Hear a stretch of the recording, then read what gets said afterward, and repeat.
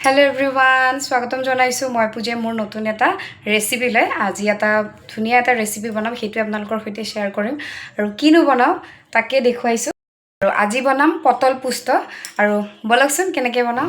প্ৰথমে পটলখিনি ধুনীয়াকৈ বাকলি গুচাই লৈছোঁ আৰু পটলখিনি এতিয়া ছাইডত ৰাখি ধুনীয়াকৈ মছলাখিনি ৰেডি কৰি লৈ 1 চামুচ ক'লা বগা সৰিয়হ, পুষ্ট, আদা, কেঁচা জলকীয়া অলপ সময় পানীৰে ভিজাই থৈ দিম। তাৰপিছত মই ধুনীয়াকৈ পটাত পিচি ল'ম আৰু পিছাৰ সময়ত অকণমান নিমখ দি দিছোঁ যাতে খুব ধুনীয়াকৈ পেষ্টটো হৈ যায়। আৰু খুব ধুনীয়াকৈ পেষ্টটো হৈ গৈছে, পূৰা মিহি হৈছে, দেখিছেই নহয়।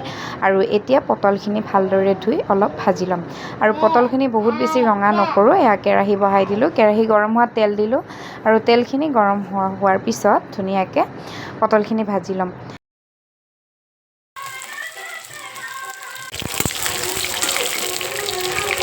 সেয়া মোৰ পটল ভাজি হৈ গ'ল আৰু সেইখিনি তেলতে এতিয়া ক'লা জিৰা আৰু শুকান জলকীয়া দি ভালদৰে অলপ সময় ভাজি ল'ম। আৰু মই হালধিটো এই তেলখিনিতে দি দিম যাতে খুব ধুনীয়া এটা কালাৰ উঠে। আৰু এইটো মন কৰিব লাগিব যাতে হালধিখিনি বেছিকৈ ভাজা নহয়। তাৰপিছত দি দিলোঁ পিচি ৰখা মছলাখিনি আৰু মছলাখিনিৰ সৈতে হালধিখিনি খুব ধুনীয়া এটা কালাৰ আহিছে। এইখিনি অলপ সময় ভাজি থাকিম। তাৰপিছত ইয়াতে দি দিম অকণমান জিৰাৰ গুড়া।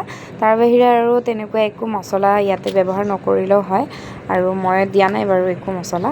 তাৰপিছত এতিয়া পটলখিনি দি দিলোঁ, যিখিনি পটল মই ভাজি ৰাখিছিলোঁ, আৰু সেইখিনি এতিয়া দি ভালদৰে পুষ্টৰ মছলাখিনিৰ সৈতে ভালদৰে মিলাই দিছোঁ আৰু অলপ সময় ঢাকি দিছোঁ। মই এতিয়া পানী দিয়া নাই আৰু ঢাকনখন উঠাই এতিয়াহে পানী দিলোঁ। আৰু পটলখিনি যিহেতু অলপ হৈও গৈছিলে আৰু এতিয়া পানীখিনি দি ভালদৰে উতলাব লাগিব। আৰু এয়া উতলি আহিছে আৰু প্ৰায় শুকায়ো গৈছে পানীখিনি। আৰু এতিয়া হৈ গ'ল আৰু ইয়াতে দি দিলোঁ কেঁচা জলকীয়া আৰু আমাৰ এয়া ৰেডি পটল পুষ্ট। বনাবলৈও সহজ, কম সময়ৰ ভিতৰত খুব এটা সুন্দৰ ৰেচিপি। কেনেকুৱা লাগিলে জনাব নাপাহৰিব।